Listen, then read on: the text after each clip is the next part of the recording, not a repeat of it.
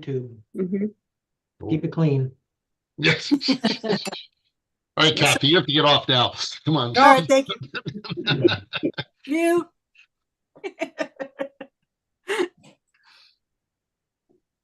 Okay, we're at 7:36. Do we have about, do you want to give a couple more minutes, Don, to see if anybody else tunes on YouTube? No, that's it. It's available now. It's up, so you just fire it up. We're good. Okay. All right, well, let's get things rolling. Once again, we are virtual because of the weather, but hopefully by next month, we'll the weather gods will start cutting us a break and we can have our in-person meetings. I prefer the in-person ones myself, but when we have weather like this, there's a lot of our membership that would feel a little bit leery about, braving the ice and everything else to get into the science center there at Westchester University. So I think this is a good alternative. And beside from which, we can eat dinner while we're watching the show. Next month, I believe we're going to be starting BBA up again. So I'll turn things over to Mike Manningly to sort of let us know what the schedule is going to be and just give us an update on that. All right. Good evening, everybody. As David said, our first wintertime Brandywine Red Clay event is scheduled for Friday, March the 8th. Again, you never know what the weather's going to be, but hopefully we can get out there. But prior to that, we have the night before, there's our first outreach event at Kenneth Middle School, their STEM night. And now I was not part of this last year, but I understand there was a huge crowd showed up. So I'm not sure what kind of support we need. Don, that maybe you know and can provide some more information. Oh, there's only like 300 people. That's all. That's all? So we had about 6 scopes out, and we were one station in about a dozen stations. So kids and parents came through. It was a whole STEM night. So it's not like they were with us the whole night. They came out, took a look in the scopes, 5 minutes, 10 minutes, went back in. So it wasn't so bad. We managed it with like 5 or 6 people. Okay. In March, it was a beautiful, crystal clear, not too cold evening. So cross your fingers. We got really lucky last year. That's because I wasn't there, Don. Yes. I will put out some emails regarding tonight to see what kind of support we can get, and hopefully we can at least provide the same numbers as last year. Yeah, I think Pete was out, Chris Trunk was out, Don Miller, you were there, right? Mm-hmm. So we had some good folks come out. We had pretty good representation. Okay, then again, the following night is our first Brandywine Red Clay monthly session. We have on the 24th of March, actually, Roger Kennedy and Don Miller will be holding a solar observing and pre-eclipse program at the Exton Public Library. And then there's a star party on the 29th at Tyler Arboretum. More information to follow that as well. So that's our, short-term future. We've got a lot planned this year. Next month, we hope to have as part of this meeting, either before or after, a little presentation on our outreach and how we want to try to get more involvement from our members, and also how we want to kind of enhance what we do at those activities. That's all I've got. Okay, well, that actually sounds like the busiest March I think I can ever remember since I've been in the club. Oh, there she is. Okay. Too much? No, keep it coming. You're doing a fantastic job, Mike. Thanks. So,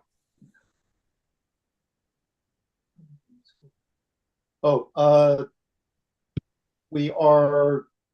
When do we start the night school program? Another month or so. I forget exactly. Okay.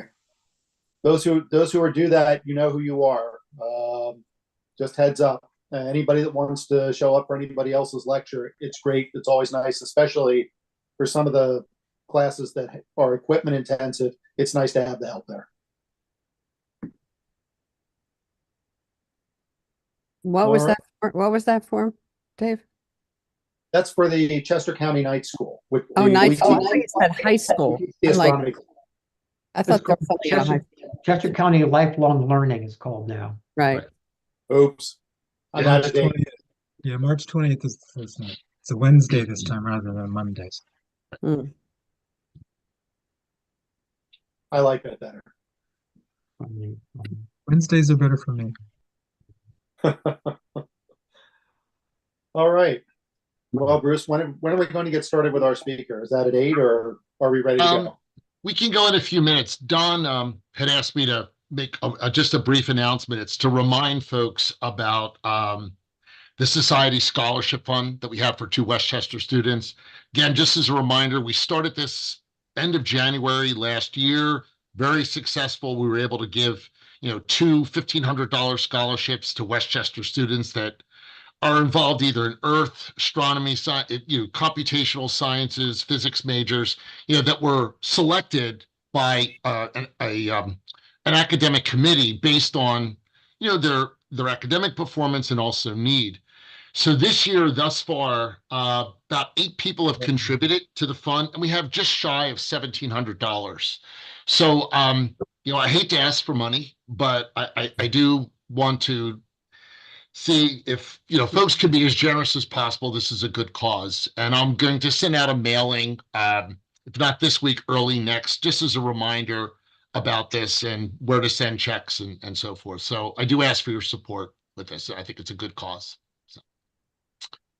As president, let me re-emphasize that. This is something that I think is really worthwhile for our membership to do. Even if you can only give a little bit, right, it all adds up to a lot. Yeah, exactly. And, I can't think of any other way to say to Westchester University from Chester County Astronautical Society, thank you for hosting us and being part of us for all these years. So if you can find any spare change sitting around, Bruce is waiting to receive it. Yes. Thank you, everyone. If there aren't any other announcements, I'll introduce our speaker. But give me one. I have 1 minute here. Yeah.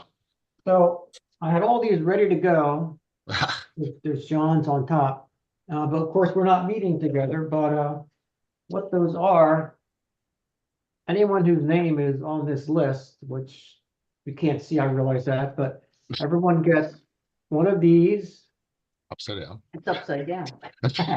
And stand on your head to view it, and one of these really cool pins this year. You can make your own eclipse with these pins. See, this is celebrating the Ring of Fire, the annual eclipse. So you can make your own eclipse with the pins here. This is a Night Sky Network. Anyone who showed up, whether you brought a telescope or not, or whether you did anything or not, anyone showed up one of our outreach events, you get one of these and a certificate. So I'll bring them to the March meeting, assuming we don't have snowstorm. John, I'll put yours in the mail to you. And Bruce, Okay. I say one thing. Absolutely. This Friday, I'm going to be going to the Avon Grove Library to introduce them to the Orion Star Blast telescope we purchased for them. The staff's going to be all coming for the evening. I'm going to review with them how you use the telescope. We'll hopefully, if the weather's good, go outside, and they're going to start lending it out. So they're very thrilled, and I'll let you know how it goes. Cool. Great. Don, take some pictures. Yeah. I will do that. Yeah, that's the library telescope program that we funded this year. Okay, all yours, Bruce. Okay. So tonight, folks, I'm really excited to introduce our speaker, Dr. Ashley Spindler. I think everyone would agree that just about every aspect of our life is affected in some way by artificial intelligence platforms or machine learning types of platforms. The potential and the power is great, and also the fears and concerns, obviously, that a lot of people have. And certainly the field of astronomy and planetary science is no exception, where AI and machine learning has played a role. And so I reached out to Dr. Spindler because she wrote a really outstanding article at Astronomy Magazine, I think about 5 or 6 years ago, and I invited her to give a talk. So Ashley is a senior lecturer in astronomy and data science, and she's part of the Center for Astrophysics Research at the University of Hertfordshire in the UK. Regarding the speaker. Yeah. Her interests lie in using advanced applications of both AI and machine learning technologies to doing next generation astronomical surveys. And she's also used these types of techniques to study galactic evolution. So without further ado, Ashley, I welcome you. And again, thank you for the time difference here. I'm sure you're heavily caffeinated, but we welcome you. So. Well, thank you so much for the invite. I should clarify. I think it was six months ago that article came out. I wrote it about a year ago. And even in that amount of time, the field is moving very quickly. This is a talk that I give on a semi-regular basis, and constantly needs updating because new things are happening.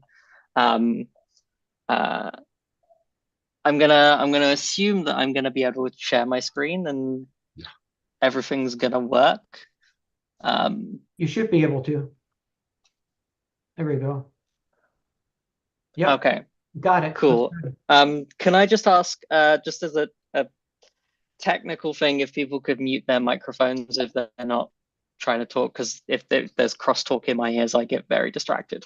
And yeah, I guess I will get myself started. So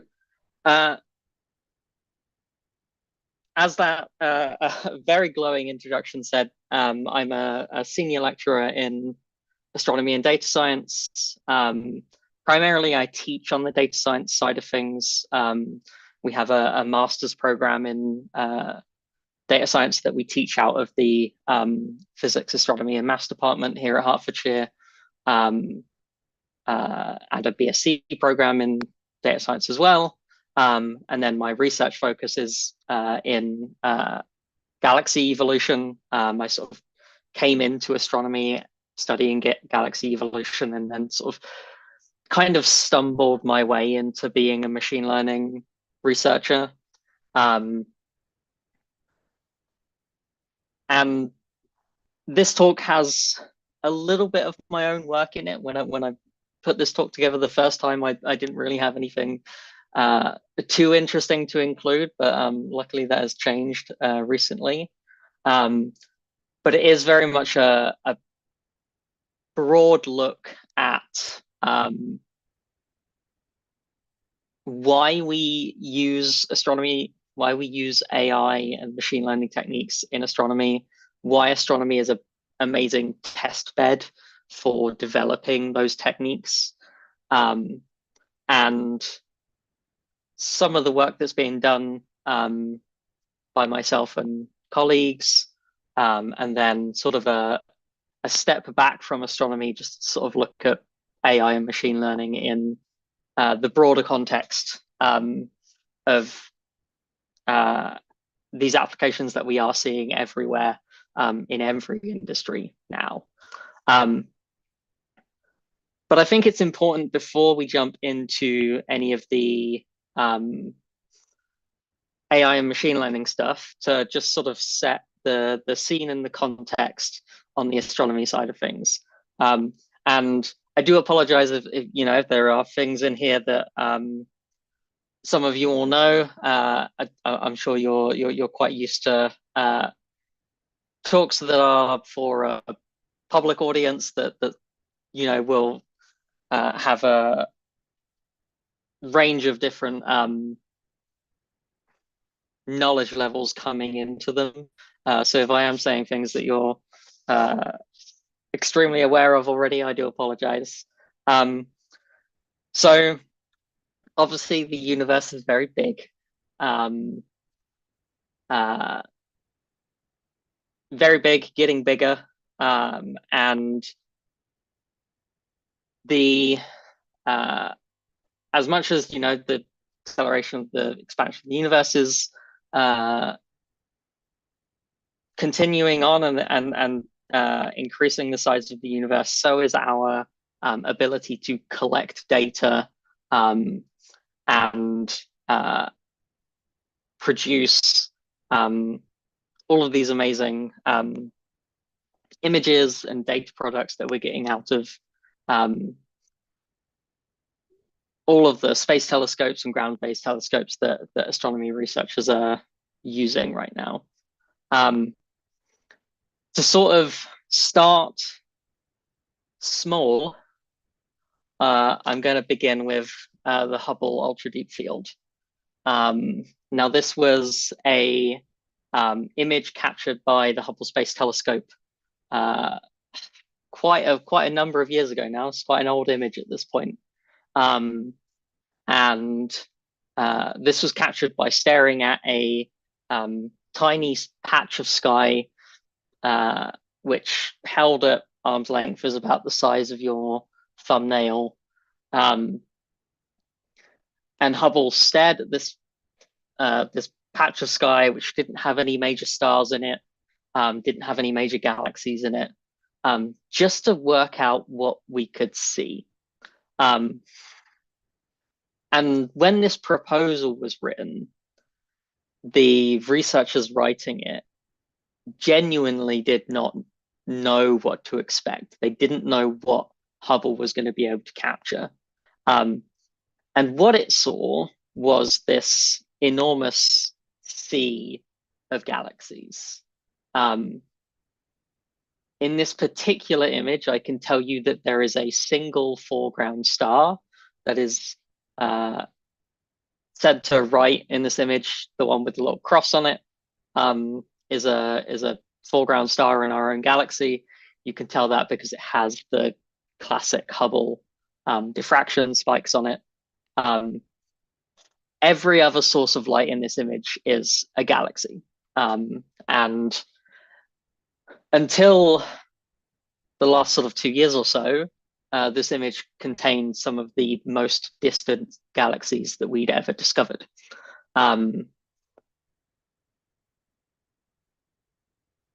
I think inside this patch of sky, we are, that's where I should have written notes somewhere. We're talking 10,000 objects in this tiny patch of sky, looking incredibly deep into the universe. Now, since this image was captured by Hubble, in recent years we've had multiple new exciting observatories coming online. And it was very exciting for me to be able to put this image in when it was captured by the James Webb Space Telescope. So this was JWST's first deep field. It's captured multiple other deep fields since. This one has a lot more foreground stars. Anything you see with, well, not anything actually, I explain that in a second, but most of the really obvious stuff that has the big six-pointed diffraction spike is a foreground star. There are a couple galaxies in here that have incredibly bright centers that also develop a diffraction spike just because they're emitting so much light. But this is an image of an incredibly dense galaxy cluster. So there is a single incredibly large galaxy in the center here, and numerous nearby galaxies, all gravitationally interacting. And then there are hundreds, if not thousands, of more distant galaxies, which when they encounter the gravitational field of this cluster, the light from those galaxies is warped, creating these strange arcs and wisps, which is called strong gravitational lensing. These images captured by JWST and some more of the deep fields that it's done have sort of really pushed the boundary on how far back into the history of the universe we can see.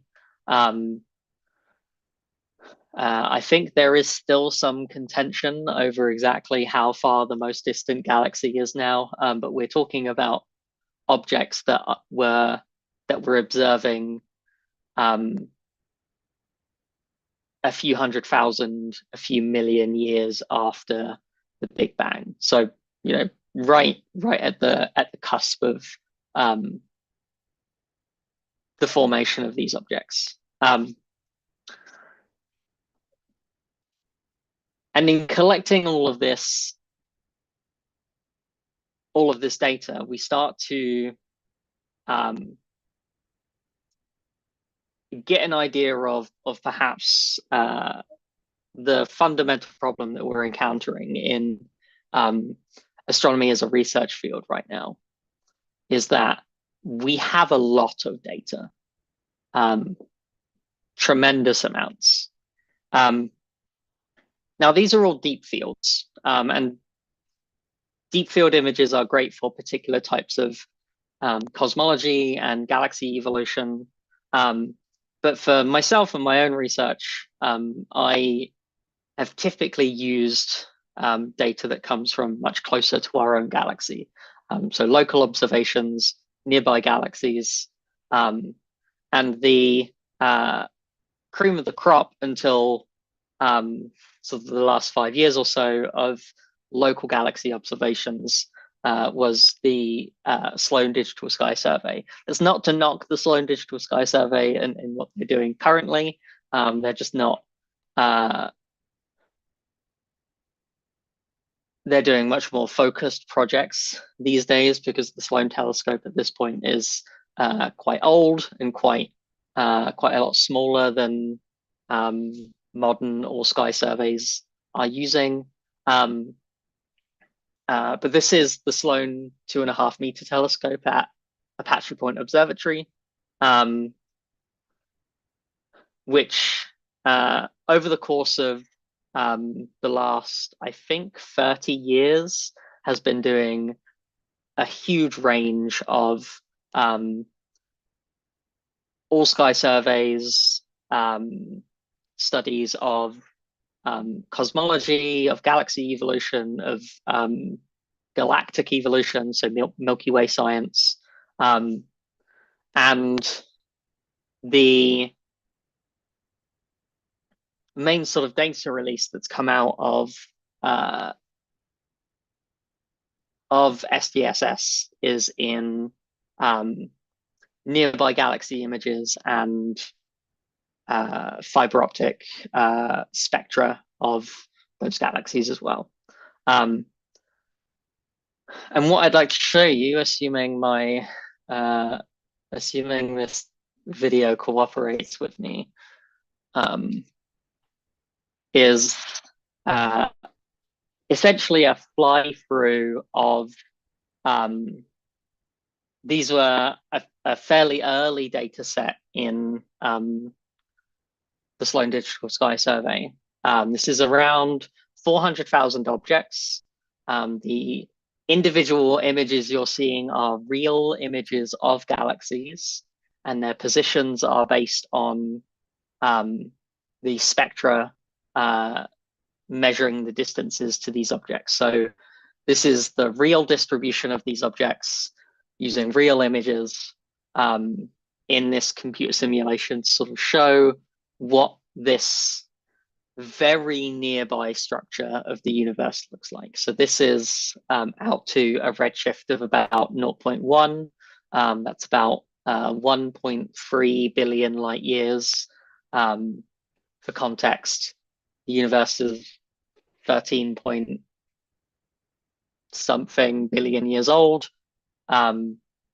The most distant galaxies, because of that accelerated expansion of the universe, are some 90 billion light years away. So this is really our close neighborhood in the universe. And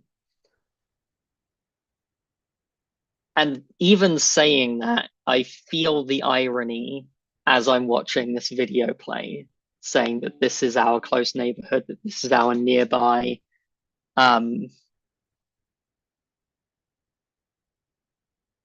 just our nearby galaxies. And we're talking about 400,000 objects here. Now, this is a data set that I used when I did my my PhD work. I also used another Sloan dataset that had a meager 4,000 galaxies, but that was a much smaller, much more focused project. And at those kinds of numbers, even sort of hundreds of thousands of objects, we found ways in astronomy of managing those quantities of data, either through careful use of PhD students. We're definitely not locking a group of PhD students in a room and saying, please identify all of these objects in the next 6 months. With citizen science, so some of you may have seen the Galaxy Zoo project, where members of the public are asked to identify sort of the shapes of galaxies from imaging, and in let's call it traditional data analysis, data science techniques that don't quite touch on machine learning and AI just yet. But at this point, you know, the data from this video, you know, is I think 15, 20 years old at this point. And every year, it feels like new telescopes are coming online, new surveys are being activated, and we are getting access to more and more data. And what that means largely is that astronomy has a data problem. And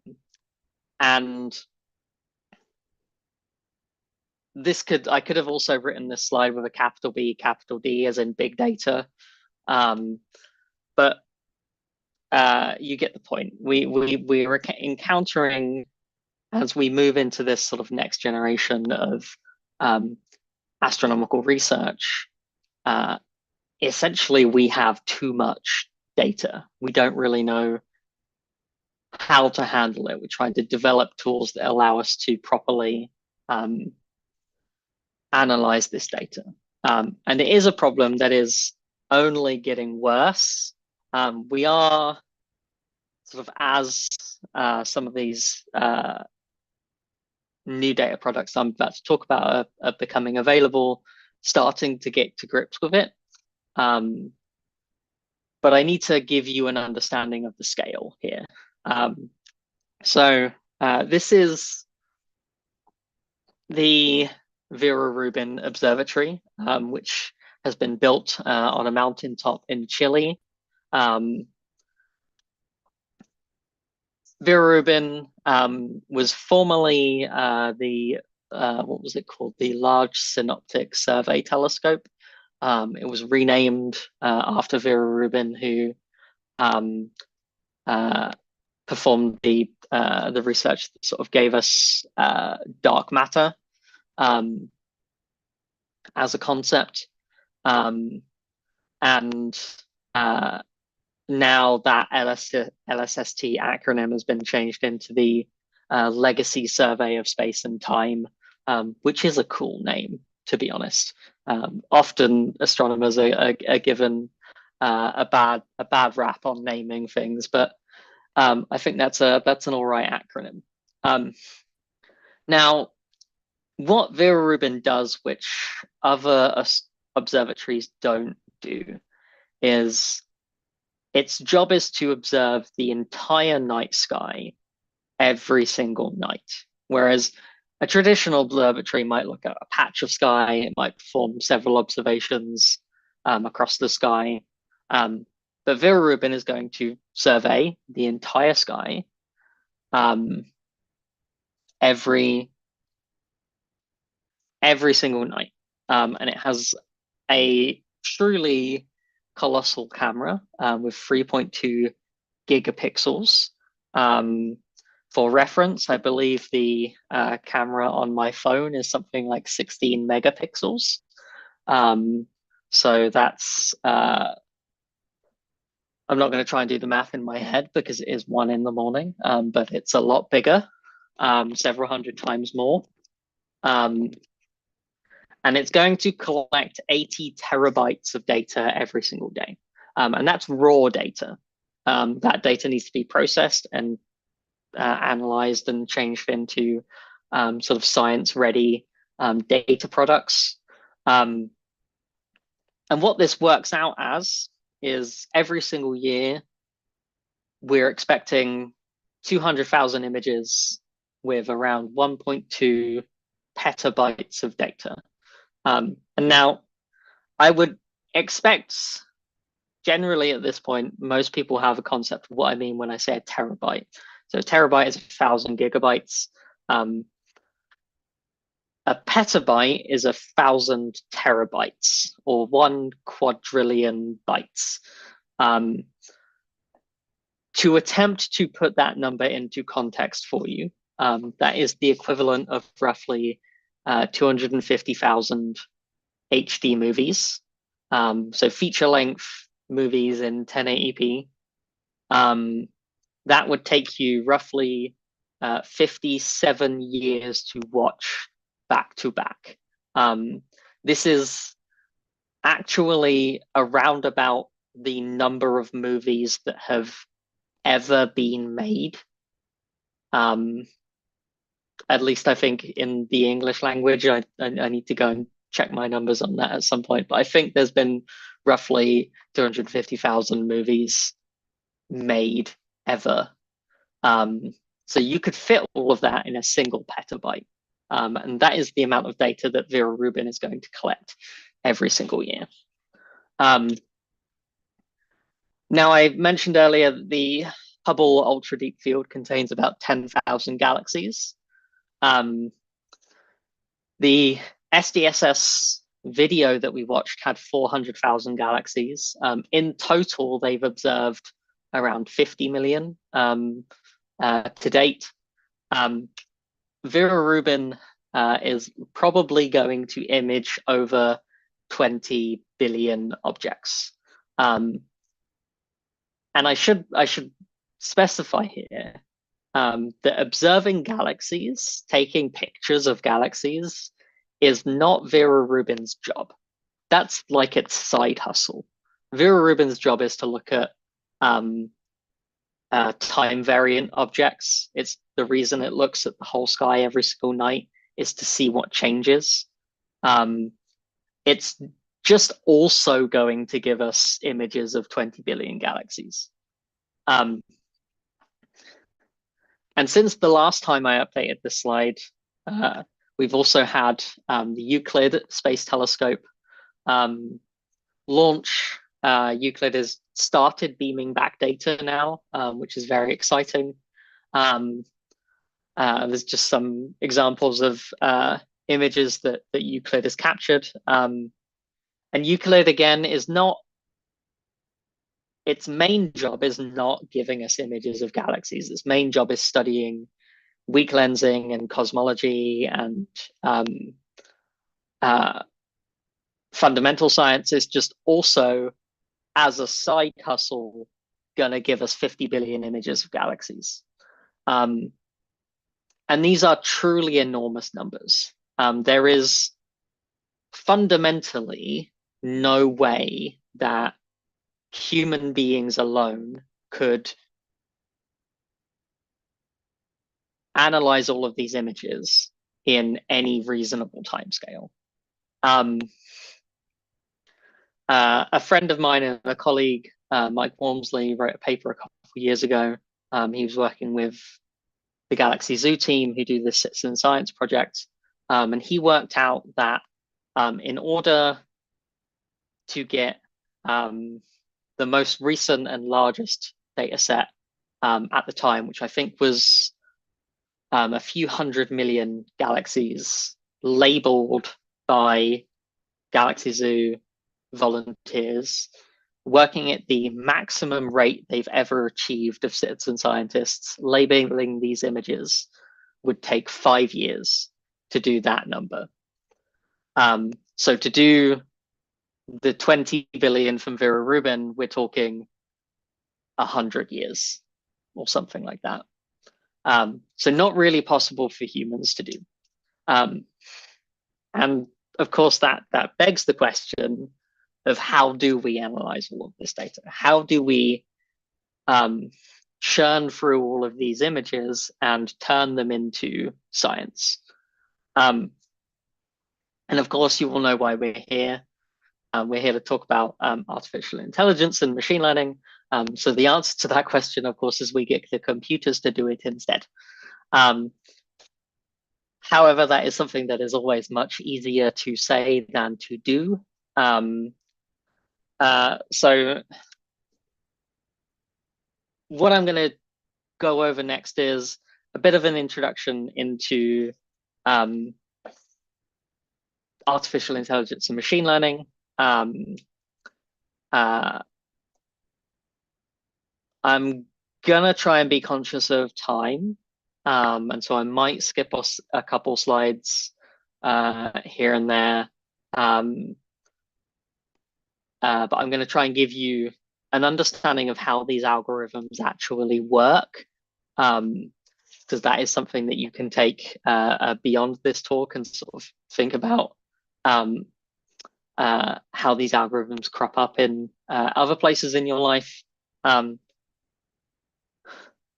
But one thing that is always important for me to state when I am talking about artificial intelligence is we are not talking about general artificial intelligence. Please do not listen to anyone at OpenAI or Google or anywhere else who tells you that general artificial intelligence is right around the corner. I promise you it's not. We are not going to be seeing Terminators or depressed robots anytime soon. Of course, the reality of machine learning and artificial intelligence comes into ideas like computer vision, language analysis. We see increasingly more these large language models that are sort of passing themselves off as being able to generate human-like text. We're seeing image generators that are able to sort of synthesize images from very large data sets. And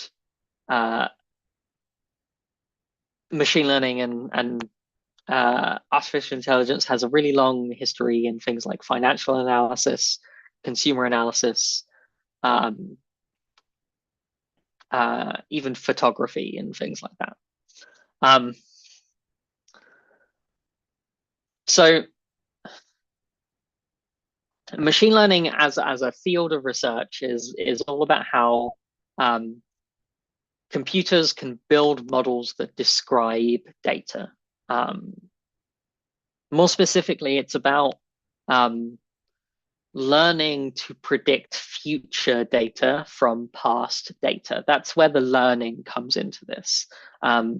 Artificial intelligence can also be used to describe things like robotic arms in factories. Now, they don't use machine learning. They are pre-programmed to perform a task. They're still artificial intelligence because they're still performing jobs that humans might do, putting a car together. But machine learning is sort of a very specific field that's looking at algorithms that learn from historical data to make predictions usually on new data. Now, this types of data could be images, it could be text, it could be video, it could be numbers, could be anything really. Anything that can be stored on a hard drive could be the subject of some kind of machine learning. And as was mentioned sort of at the top of this talk, AI is something that is increasingly all around us. Really, it has been all around us for a very long time. It's just becoming a lot more obvious, and the models are becoming a lot more capable, and so they're being presented to us as a sort of customer-facing service a lot more. So things like facial recognition. Now, usually when I give this talk, I'm somewhere around London, and I can talk about London King's Cross train station, which is the train station that I use to go into London. And one interesting fact I know about King's Cross is that it is impossible to leave that station without walking into the field of view of a CCTV camera that is running active facial recognition. That facial recognition is used for a whole range of things, usually law enforcement related, but it is a concerning aspect of our modern lives that, you know, I can't go to London without either going out of my way to use a different train station or getting caught on a camera that's memorizing my face. Now, a much more mundane and useful aspect of machine learning is email spam filters. Obviously, self-driving cars, depending on how much you believe the hype around those. And more our phones are absolutely full of them. My phone only has a single camera on the front for the selfie camera, but it's able to do that like blurred background thing. That's all machine learning models. If you've got a phone that's got multiple cameras on the front or on the back, it's using less than machine learning to create those effects. Now, all of these techniques and all of these algorithms can be used in a huge range of fields and all kinds of industries. And in astronomy, we have a particular interest in, of course, in computer vision. We want to look at computer-based image classification. So we want to be able to show an algorithm an image, say, of a galaxy, and have that algorithm tell us this is a spiral galaxy, this is an elliptical galaxy, etc. We may want to use them for something called anomaly detection, so finding new and unusual objects. Serendipitous discovery is something that has driven a lot of astronomy research in the last 120 years or so, since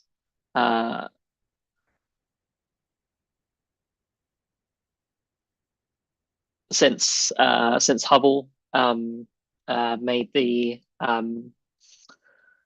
correct deduction on the expanding universe. A lot of the discoveries that we've made since then have been serendipitous. So the discovery of the cosmic microwave background, pulsars, of dark energy. These have all been sort of serendipitous discoveries, not ones that we were necessarily looking for. And then one here that might not be immediately obvious why we need it, but in generating fake images, in synthesizing fake data, is something that astronomers have a keen interest in. So let me sort of talk through some examples of these. Image classification is sort of where AI got its start in astronomy. This is a job that needs to be done because we need to have these data sets that can tell us the shapes of galaxies. Galaxy morphology is my favorite thing about astronomy. I love looking at pictures of galaxies. They are the best. And the shape of a galaxy can tell us so much about the history of that galaxy, how it formed, the evolutionary process it's gone through as it's grown, the processes that's currently ongoing.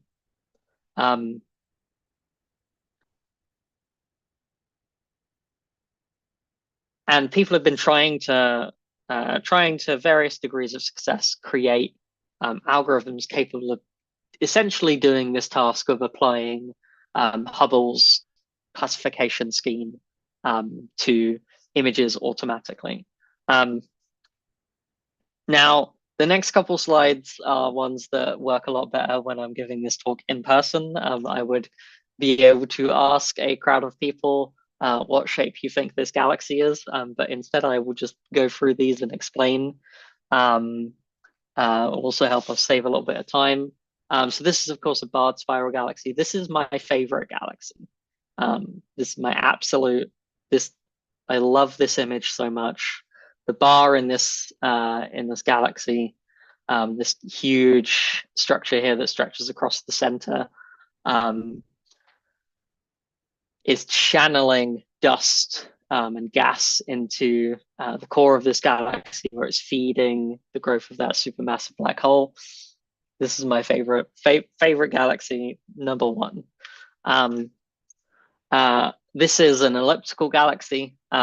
Elliptical galaxies don't have any internal structure. They are typically free axis symmetrical. Typically boring to look at. And of course, we have our majestics of grand spiral galaxies. And the thing is that these different types of objects are so incredibly varied that it can be quite difficult to just sort of narrow down what it is we need a computer to be looking at. And even to do that, we kind of need to be able to understand, how do computers see? Now, this is the bit of the talk that might get a little bit technical, and I might skip a few slides here just because it's late and my brain's not working at 100%. But if we think about the way that computers store images, how computers store anything is as numbers. An image to a computer is not a two-dimensional object with structure and internal relationship, covariance between nearby pixels. An image to a computer is a matrix with pixel numbers in the elements of that matrix. So this image of a number 5 here, seen by the computer, is a two-dimensional matrix where each element is just saying the brightness of that pixel. Now, in order to understand this kind of data, the computer needs to be able to simplify it, 2 things. It needs to be able to see the brightness of the pixels, and it needs to be able to relate the brightness of those pixels to the pixels around it. And that is how we build structures. That's how we build understanding of complex shapes. Now, the tools that we use specifically to do this job are things called convolutional neural networks. I'm going to try and break this term down because it's a bit complicated. I might actually just skip this because I've realized I'm going on a little bit, and I would rather actually get to the science bits. So I'm going to go through this quite quickly. So this will be like a 1-minute example of what I teach at master's level over a complete semester. So a neural network is a little box of magic math. It takes input data, it aggregates it with a weighted sums, which multiplies everything by a weight, adds bias, and applies some kind of nonlinear function. They are networks because we link them together. We build layers of neurons which take inputs from the previous layer, perform those calculations, those little math box calculations, pass them to the next layer. We build deeper neural networks by linking together many layers of these objects. You hear about deep learning, deep neural networks. This is where we have models that have many layers. There's no strict definition on how many layers you need to have to be a deep neural network, but it's usually like more than 5, I would say. And lastly, this convolutional bit sort of brings it all together. Convolutions are essentially image filters. What the network is trying to learn is what filters can it use to maximize the information it gets from these images. I will just skip a couple here. This is an example of a neural network here. And the idea is, as we move through this network, these feature maps build up more and more complex structures in these images. So in this first layer here, we learn how to find things like corners and edges. We can use corners and edges to build arcs. With corners, edges, arcs, we can build squares, we can build circles, we can build things like faces, we can build things like spiral arms in galaxies. And so these feature maps that you're seeing begin to represent different kinds of physical structures in the images that can be used to relate them to our desired output. So a label of spiral or elliptical. Okay, congratulations, you're now all experts on machine learning. I'll make sure everyone gets their master's degree in the post.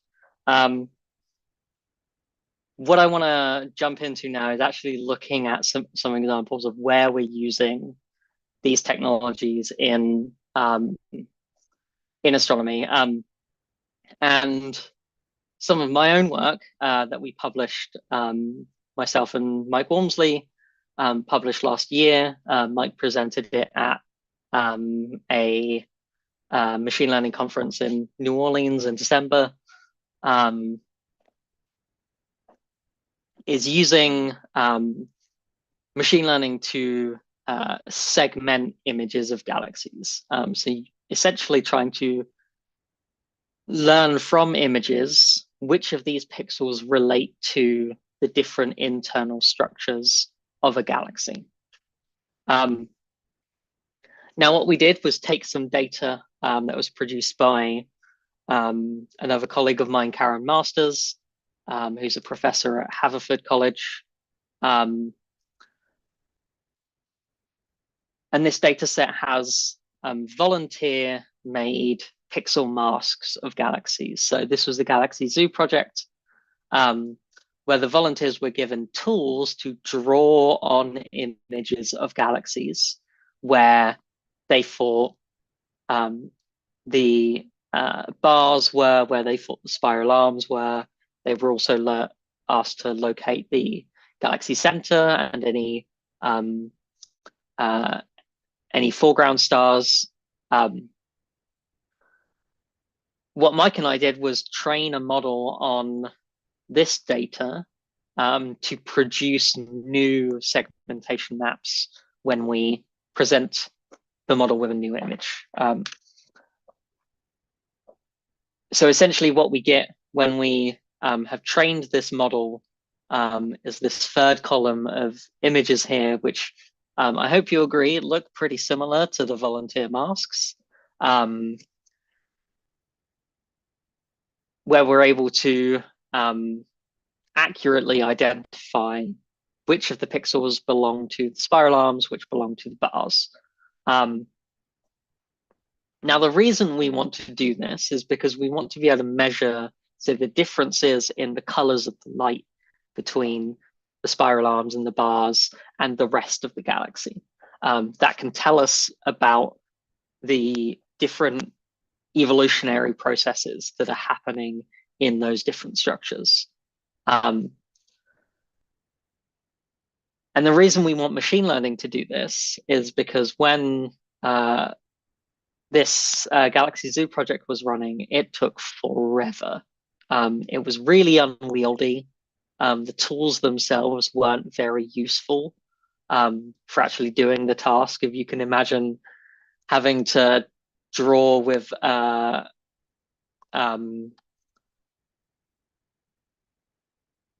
a freehand drawing one, but one of the like, if you use Photoshop and you try to like create a shape where you have to like click and join all the points up, was how these spiral arms were drawn in. It was very difficult. I tried it once and gave up. Whereas we've trained our model on the same data, we're able to produce what we've asked sort of professional astronomers think is better data, because it kind of smooths out all the variations. And we're able to produce this in, 20 minutes instead of a year. Now, we also compared this to some state-of-the-art work. This SparkFire algorithm, which is using analytical processes to identify these structures. Again, when we asked professional astronomers, they didn't really like these images.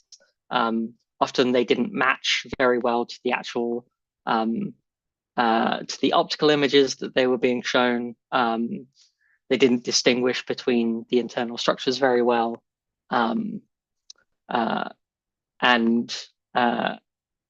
Pretty much everyone preferred either our model or the original pixel masks over this analytical process. Something we can use this for is measuring the size of bars in galaxies. So this was just a sort of toy example that Mike threw together using some very basic assumptions on the size of the bars. When we applied this across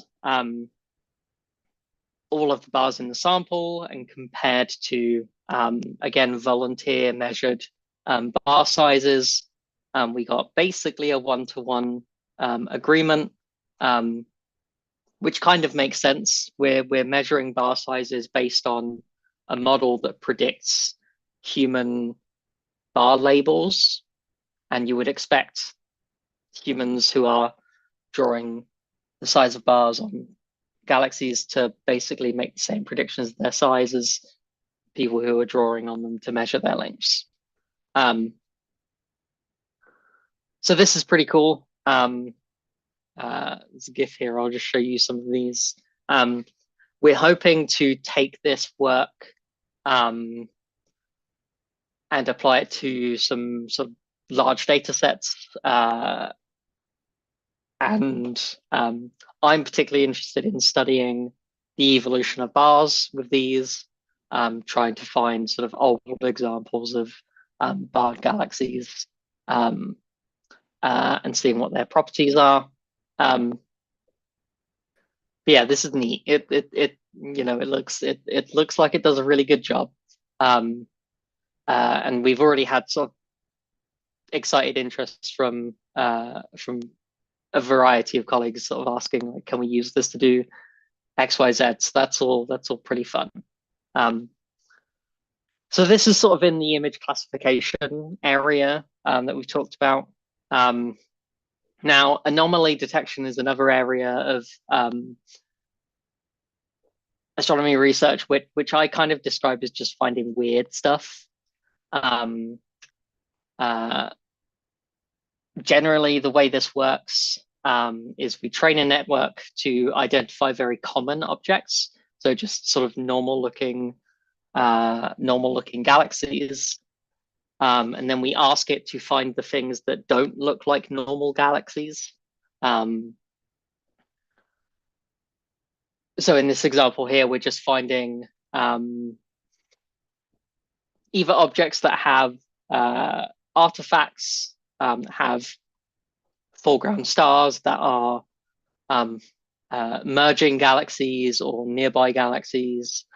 And the trick here is, now that we have access to these incredibly large data sets, is we need ways of finding the weird stuff that isn't noise, because that's where we're going to have this kind of serendipitous discovery, this sort of brand new science happening, which we can't really do if we can't have people looking at every single image that we're capturing. And the last thing, just sort of talk about in terms of astronomy applications, is generating synthetic images. There's a range of sort of synthetic image generation models around now. You might have heard of DALI. You might have heard of Stable Diffusion. DALI had a brief moment of popularity on Twitter, particularly with people generating these slightly nightmarish images of things like C-3PO in an episode of Seinfeld, which, you know, it's strange. In astronomy, what we're doing is typically we want to generate large amounts of data so that we can test algorithms that we would use on our next generation surveys. So this is some work that was done by Mike Smith, who recently completed his PhD at Hertfordshire. This is a fun example of his work. He trained his model on data from the Astronomy Picture of a Day database. And he put together this collage of fake images, all except one. Now, I will give you the answer to this in 30 seconds or so, but I will allow you to peruse these images.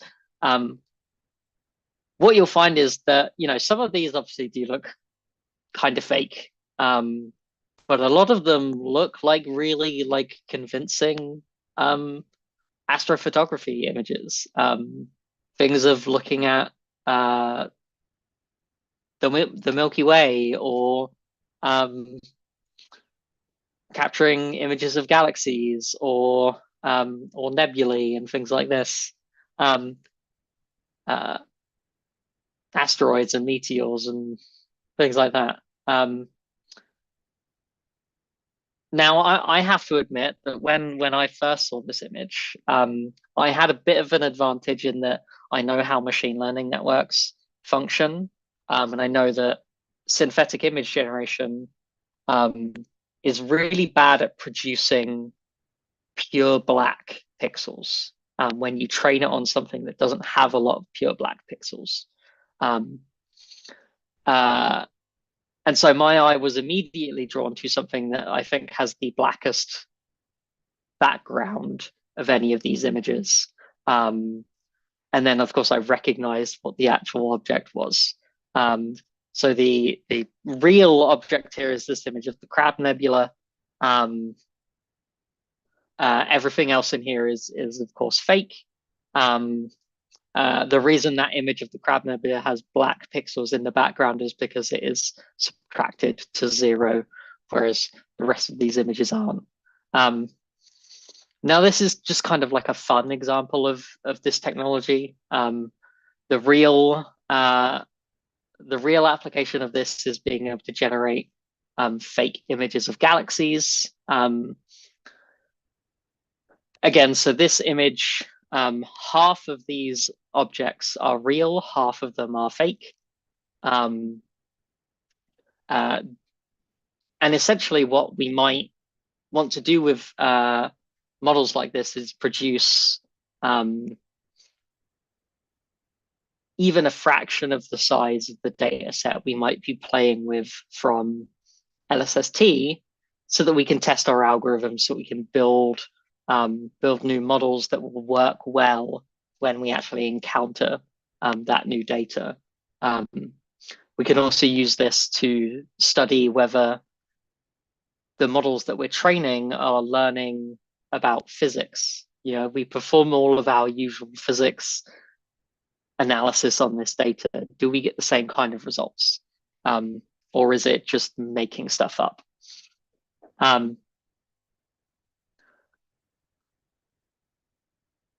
Okay, so that was a bit of I appreciate a bit of a whistle stop tour through AI and astronomy. If I have time, I would like to just talk about astronomy more broadly. I'm not quite sure what the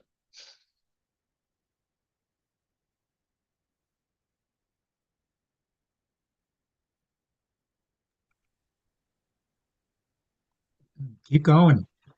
Yeah, okay, yeah, I'm happy to If keep you've got going the as long as time, I'm we've not. got the beer. Yeah, okay. So this is the section of the talk that I've titled "It's Not All Sunshine and CPUs." Now, it's easy to get excited about artificial intelligence. Part of that is by design on the part of the people that are trying to sell you artificial intelligence. AI hype is becoming a really big problem in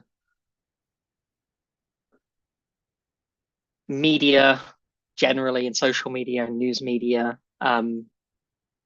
The main companies that are trying to sell these technologies either directly to consumers or to companies that are going to use them for consumers, to be blunt, very often are just lying about what these models are capable of doing.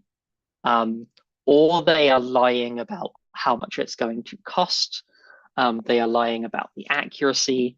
They are lying about where they get their data from. That is me being very blunt and upfront about the state of just how AI is talked about when we go beyond applications in like blue skies research. One thing that's really important to remember is these models are really difficult to train. They're really difficult to design. And as they become larger and more complex, it becomes ever more difficult to understand what it is they've actually learned. We often see AI models being treated as black boxes. We plug one thing in one end, we get something out the other end. We don't really know what's happening in the middle there.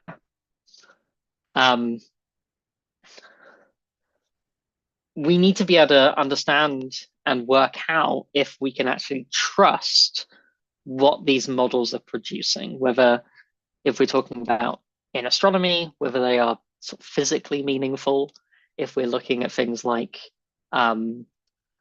natural language processing, how much understanding is actually happening in text generation, for example.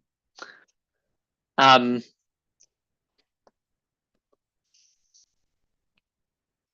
we also need to think about the ways that we are handling data that is both labeled and unlabeled. Most data is unlabeled, and so when we plug it into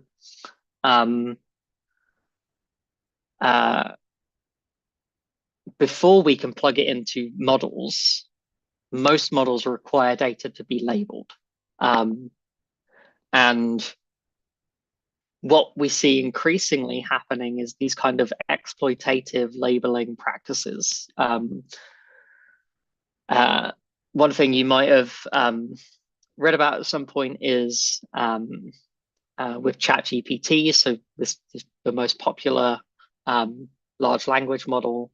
They were paying workers in, I believe it was Kenya, $1 an hour to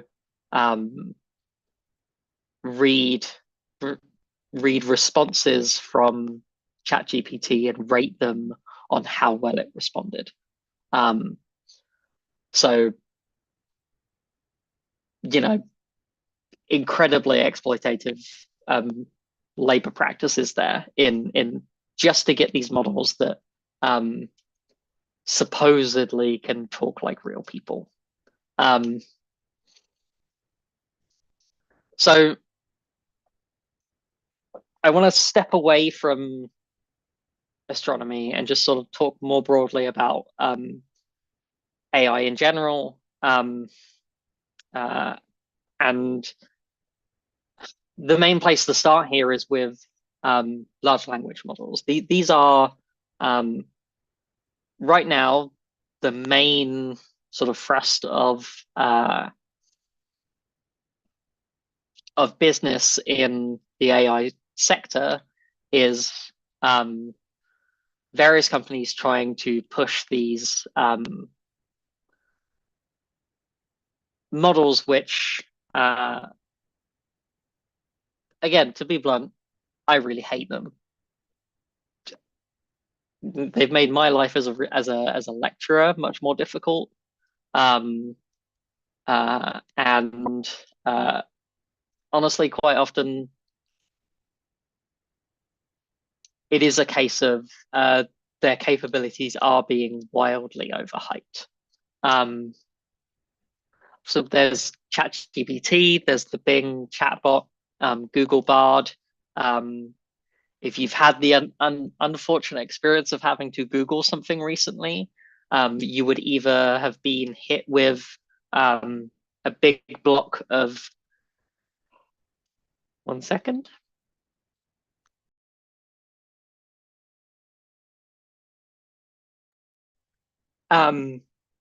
Throat's getting a little bit dry, talking for a while.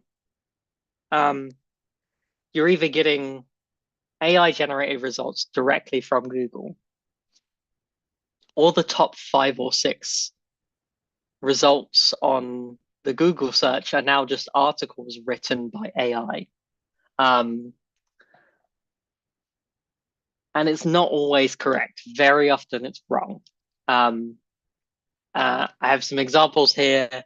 These are quite old now. You know, I put these slides together a fair while back. This was when Bing's new chatbot first came out. An example here of the chatbot just sort of generating a persona for itself. And this is just coming from information that's in the training data. It's just sort of regurgitating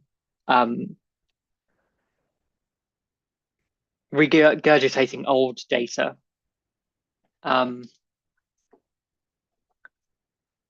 This is one of my favorite examples of these chatbots going wrong. Was this time last year, someone tried to get information about when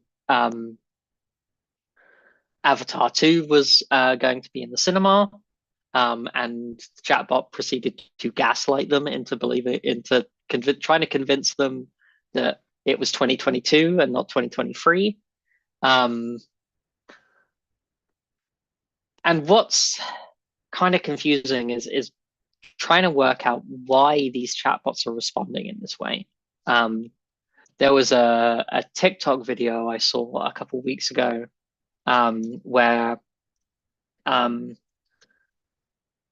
someone had been, I think, trying to cancel a subscription package and had been on the phone to a chatbot for a really long time. And when they finally got their thing cancelled, they just said to it, like, can you write me a 10,000 word essay at a 9th grade level on the role of the US naval base in Bermuda? And the phone just started talking back to them, writing an essay at a 9th grade level about the role of the US naval base in Bermuda. And the crazy thing is, like, that company had been sold a product, had been sold a chatbot that it can use on its phone lines, which can be incredibly easily exploited to produce bogus results, to clog up their phone lines, to cost them money. Every time those chatbots get a prompt, it costs those companies money because they're paying ChatGPT per prompt. And I don't really understand why we need that when old style chatbots worked perfectly fine. And we could just actually pay people well enough to work in call centers, right? We could actually just do that instead. Instead, we live in this weird hellscape. This is an example from Google Bard. This was when the Google Bard it was first announced, and they had this very splashy announcement video that went out on all the social medias and included this line about how JWST captured the first pictures of a planet outside our solar system, except it didn't. That was captured in 2004 by the ground-based European Southern Observatory, I believe. So this is just a lie, you know. And the problem is that these models are trained on huge amounts of data, and they're scraped from every corner of the internet. Big databases of text, things like Reddit, Facebook, Twitter, things like Wikipedia, forums, even like really crazy places. Honestly, like the things that I've read about what has been included in these training data sets and not removed is quite disturbing. I won't give details on that, but honestly, more work needs to be done in cleaning these data sets before they're used. And you know, I'm a millennial. I spent plenty of time on Reddit and the early days of Facebook having very angry arguments. And when I look at images like this, I see 13-year-old angry Redditors shouting at me. That's just the way that ChatGPT behaves, because it's reproducing text data that is drawn from those types of databases. Something that's kind of relevant to me. I'm an aspiring author, trying to get my first book published, and we're seeing increasingly AI is being used to sort of generate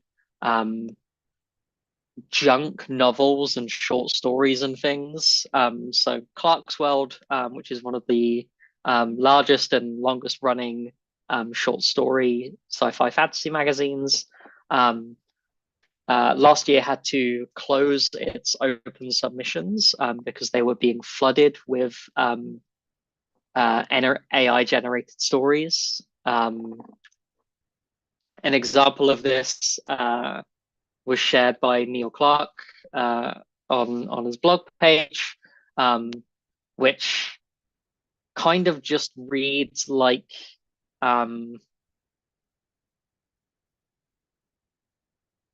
scrambled text. Like it's taken this block of text from an actual short story published in 1956 and just regurgitated it in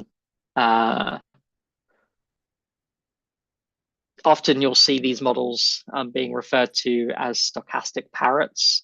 And I think the regurgitation is maybe a little bit too apt of a term in the way that parent birds feed baby birds, just gobbling up that data and then spitting out whatever this is, it's not even readable, and someone thought it was like worth submitting to a short story magazine. And of course, there's the copyright issues. We'll get into that in a moment. And social and ethical issues as well. Things like, is it socially acceptable that as a society, we are okay with people like call center workers losing their jobs to technologies that are largely insufficient for actually doing these jobs. That models that create incorrect information are being used in decision processes at every level of society, from the highest levels of government to your bank tellers working out whether or not you should qualify for a loan or not.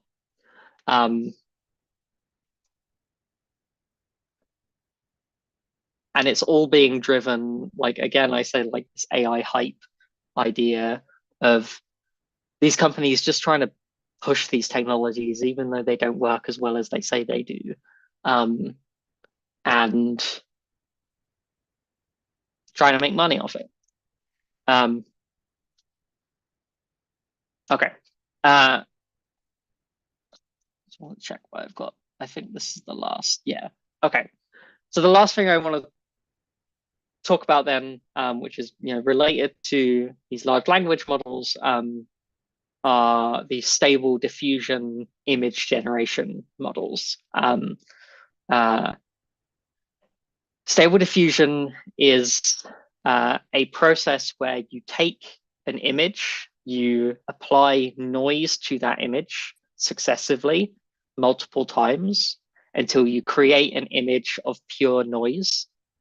And then you train a machine learning network to reverse that process, to extract the image from the noise. And that's what we're seeing in this diagram here. So we have this original data that is made noisy, and then the machine learning model is trained to extract the original data.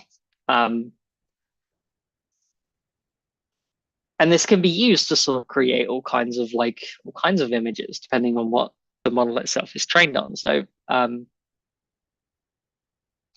obviously, this image is supposed to be Van Gogh's Starry Night with some completely irrelevant landscape in the bottom with a person standing on it.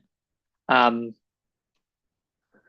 what is actually kind of happening with these models, the way that they work is they're kind of making collages, they're kind of blending things together. Any image that you get out of a stable diffusion model is a blend of multiple images from the training data. That is just a statement of fact about the way that these models behave. So the example here is showing for two images, if we were to just interpolate between them, just blend them in the pixel space, we would get something that doesn't really look any good. But what stable diffusion is doing is projecting these images into a lower dimensional space, blending them there, and then extracting the new image, which is how we get these sort of realistic looking blended images. But what this means is that in a way, every single image that was used to train that model is stored within the parameters of that model. And there, I don't think there is any clearer example of this than this result that came out of Midjourney, which is a stable diffusion based image generation model. Now in this example, Midjourney was asked to generate images of an Afghan girl with green eyes, which is not a particularly specific prompt. It's a fairly generic prompt. If you had asked this model to produce a picture of an American girl with green eyes or a German girl with green eyes, I can guarantee you would have gotten 4 very different looking images. But because of the data set used to train these models, at the end of the day, probably does not have many examples of Afghan girls in them. What happened was the only reference image that could be used to generate anything was this famous portrait by Steve McCurry. And this was replicated by dozens of people. And it kind of shows how these real images are stored inside these models. Obviously, there's some variations here, like the clothes she's wearing have changed color, the pose is slightly different, the face is slightly different shaped. But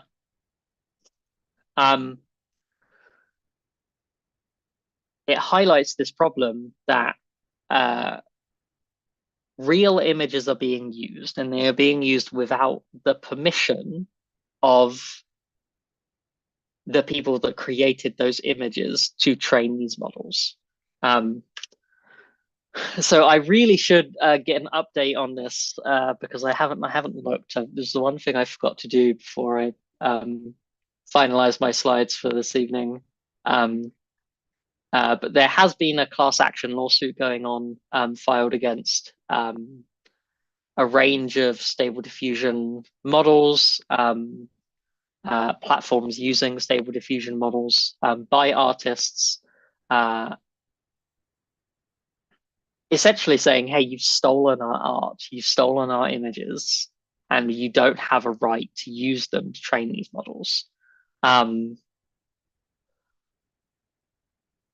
on top of this, there's the very recent events involving Taylor Swift, which have sort of amplified the need for urgency around, let's say, adult materials being produced by these image generation networks, which is honestly terrifying. And really shows how there is a really sinister side to the way that these models are being exploited. And the big question for me that hangs over these things is why? Why do we need this image? What is the purpose of this? Some of you might have been interested in watching the events last year that happened with the writers and actors strikes in the States, that crippled Hollywood, right? And the whole time I'm thinking, but why? Who's actually asking for movies written by AI? Who is asking for movies where the background actors are being replaced by AI generated models? No one, no one is clamoring to go to the theater and see the first AI produced movie. And the only people asking for these models, for asking for these technologies, are the people that are running the companies who want to save money by not paying artists. which is a very cynical take, and it is a very cynical take. It is a hill I will die on. That I genuinely am not convinced that in this context that these models have value. And that hurts for me to say, because if I go all the way back, I go to Mike Smith's images here. These are all generated by a stable diffusion model. This is the same technology. The same technology that can be used in medical research to help diagnose disease and treat disease is being pushed as something that, oh, but we can make movies worse. Okay, I'm going to wrap up because otherwise I'm going to rant until 3 a.m. and I don't necessarily want to do that. So the truth is, whether we like it or not, AI is largely here to stay. I think that is something that will remain true, and unless there is some truly earth-shaking legislative change that controls how we train and use these models, I think what we have right now is what we've got. And there is a lot of potential to revolutionize the way that we're doing astronomy research. You know, it's a joke I make with my friends sometimes that astronomy is kind of the only morally pure area that you can use AI research. It's a bit of a leap, but it is something where we kind of have to balance our expectations. Yes, it's very exciting to try and use these technologies, and it is going to be a foundation of how we do astronomy research in the future. But we do have to keep in mind the context of those technologies that we're using, the risk that's being involved, the moral impact, the environmental impact. I haven't even really talked about the fact that these models are trained on graphics cards, which take an enormous amount of power, which, depending on where the data centers are being run, are probably generating a huge amount of CO2 and contributing to climate change. And the way that they're being used is often exploiting the most vulnerable groups in society. And we have to keep that in mind when we're doing our fun astronomy research. Okay, I'm gonna stop talking, and happy to ask some questions for a little bit. Cool. Thanks. Thank you for listening. Thank you. Thank you. I teach first year writing. What was that? Sorry. I teach first year writing, first year composition. Yeah. Yeah. I'm I hoping assume you're seeing a lot of you know, the one thing, no matter how good AI becomes, it's still going to be used by the worst students. So. Yeah. Yeah, the one thing that I think is really highlighted for me is the importance of oral examinations. So for our master's students, when they do their final project, obviously they do a research project over a whole semester. They write a 10,000 word report, and then they have to sit in a room with two academics for just 10 minutes and convince us that they wrote that report. And I tell you, it is shocking how often we encounter a student who just does not have any idea what they're talking about. It's so one of the writing activities I do, and I know this is totally off topic from what everybody else is interested in, but so one of the writing activities I do is to encourage authentic production of information. on a discussion board. And so they respond to my questions using the AI. And those two examples that you gave there of the original versus the generated, where the sentence structure is the same, but they're using a slightly different wording, and they can't Hmm. see the difference. They can't see the difference when it's on the screen together at the same time because Hmm. they've never actually read Yeah. it. There's interesting, situation that you were discussing, the use of copyrighted materials, Hmm. is of course grounds for concern, but I think a bigger grounds for concern is the open source information. All government documents are, you know, readily available. Hmm. Art, art and music that are in the public domain that their copyrights have expired. All these things are there for the taking to be Hmm. used to train. So, yeah. Anyway, that's what I do all day now. Yeah. Yeah. I understand that pain. Dr. So, Spindler.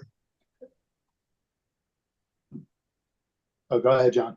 no, I'm done. I've If I could, Dr. Spindler, I have a question about what you call image labeling. Yeah. There are several of us in our astronomy society that do a fair amount of astroimaging. And one of the interesting things about astroimages is that they're usually in one of two formats, one of which is FITS, which is Flexible Image Transfer System, and the other is RAW, Yep. which everybody is pretty much familiar with their Canon or their regular cameras. Do these formats kind of make things rather uniform? Because I know that NASA uses it, the European Space Agency uses it, JAXA uses it. Does it make it so that a lot of the data that's going into the AI learning that you're doing with this data, does it kind of standardize it and make it sort of ideally suited to this? And for other things you may do with the data, such as deconvolution or those sorts of things. Hmm. So I think that the actual answer here is FITS formats are great for so many astronomy based data analysis tools. Basically anything that's performing a standardized astronomy test. Just plug a FITS image in. It will read the metadata out. It'll already know what the coordinates of the images are, the exposure times and everything. It'll work it all out. The thing with training machine learning models is quite often we have to strip all of that information away because we need to present the data to the model in a memory efficient format, which is generally either a PNG or a JPEG. And so that typically means extracting all of the images from your FITS files, converting them to integer-based images, and quite often compressing them down to quite small images. If I take a look at the work we did with these image segmentations, is the human labelers, the volunteers that did the labeling in the middle column here, they were working on 500 by 500 pixel images, roughly. That is, frankly, a monstrously large image to plug into a machine learning network. Because the first stages of those calculations, when that image is really, really big, takes forever. I think we plugged in for training this model we compress the images down to 128 by 128 pixels. Wow. Yeah. And the reality is you can do that and get away with it, because a lot of the what you lose is really fine structure, which you're not going to pick up with the algorithm anyway. And because what we're, in this case, what we're learning is these smoothed structures. Compressing down to these smaller sizes doesn't seem to impact the quality of the results that we're getting. But what it does do is, every time we half the height and the width of the image, the model trains 4 times faster. And so there's a balance in finding, okay, how big do I need the images to be, and how big can I allow them to be while still sort of training my model.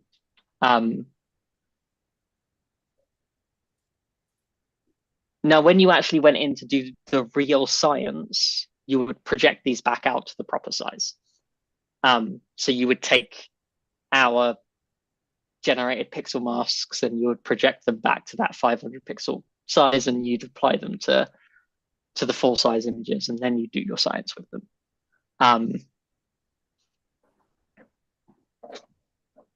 But it is definitely a careful balance, especially when we're looking at these really large data sets, is trying to work out sort of how big can we allow these images to be while not taking 2 weeks to train a model. So you're trying to basically make it manageable by your CPU speed and everything else that you're applying. In other words, you're seeing how much you can compress it and still get an accurately reproducible thing that correlates with what the visual observers are drawing. Yeah, essentially, yeah. So the limitation is the memory capacity of the GPUs that we're training the models on, which again, it's 2 a.m. I'm not going to try and do the math in my head, but we're generally looking at for top of the line GPUs that we're using, batches of maybe 200 images at 128 or 256 pixels a side at a time. But those batches train in like microseconds. Mm-hmm. It's just that's the biggest size batch that we can fit on the GPU at once. And going the other way, for instance, one of the pictures that you showed, or one of the routines you showed, was from purposefully pixelating and blurring an image, mm-hmm. and then being able to extract back. We use that all the time as deconvolution algorithms, of course, when we're processing astrophotos. Mm-hmm. But what we train it on, what the Lucy Richardson algorithms train on, is typically stars. We shrink those and hope that everything else follows suit. Yeah. Not necessarily always true, especially with nebula. Do you think that AI in the future will be much more sophisticated than Lucy Richardson and be able to deconvolute, say, things like galaxies or nebula and those sorts of things with it? Let's face it, the space-based telescopes don't have to worry about it too much, but ground-based do, mm-hmm. because everything gets blurred by the atmosphere. Do you see a lot of promise there? For deconvolution? I would. So the thing is with those kinds of techniques, when we're looking at trying to replicate like traditional photography and astrophotography techniques, is there is an incredibly high bar that you have to get over for that machine learning algorithm to prove that it's worth using. I would have to look into it, see if anyone's actually tried to train models to do exactly this. I don't think it's actually quite the same as what Stable Diffusion is doing, because those models are ridiculously complex, and they are trying to recover entire images from pure noise, which is an incredibly sort of computationally intensive task. And that's often the balance, is like, oh, we could have a machine learning model that's capable of doing it, but is it faster than doing it with a standard analytical deconvolution? Who knows? I think there's definitely potential there. I'd have to sort of look and see if anyone's actually tried to do it to give a more specific answer. Thank you very much, Doctor.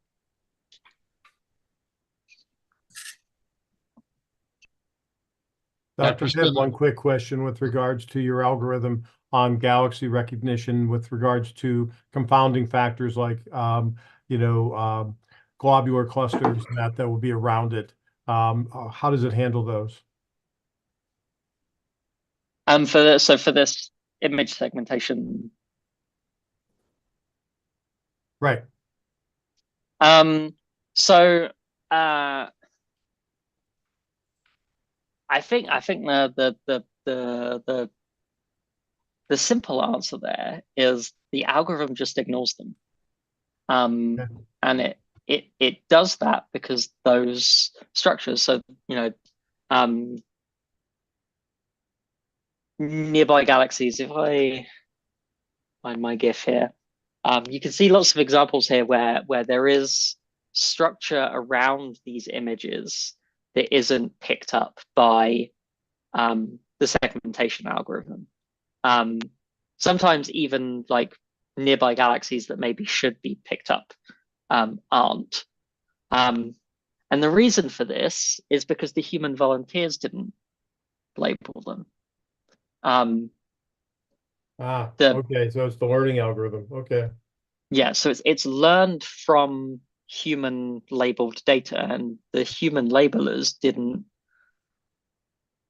label things like the globular clusters around these galaxies. So the foibles of humans are bleeding into this. I wouldn't say it's a foible. I would say that is by design, and it's done the correct thing. This algorithm is trained specifically to identify the internal structure of these galaxies, so the bar and the spiral arms, and it shouldn't be identifying anything else. Okay, thank you.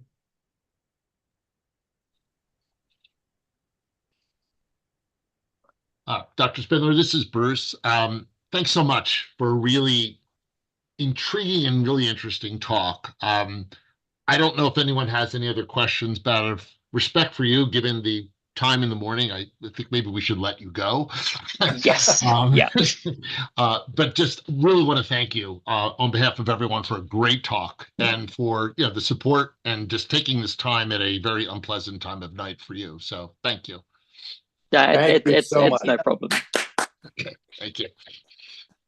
Very thought-provoking. Thank you. Yes, absolutely. Yeah, no problem. Thank you. Thanks so much. Good luck with your work, Doctor. Yeah. I've got a lecture in 6.5 hours. So okay. That's plenty of time. I'm gonna hit Could be rough. Cool. Plenty of time. You can do readable papers quick. Yeah. Lovely to meet everyone. And thank you so much for inviting me to talk. Thank you.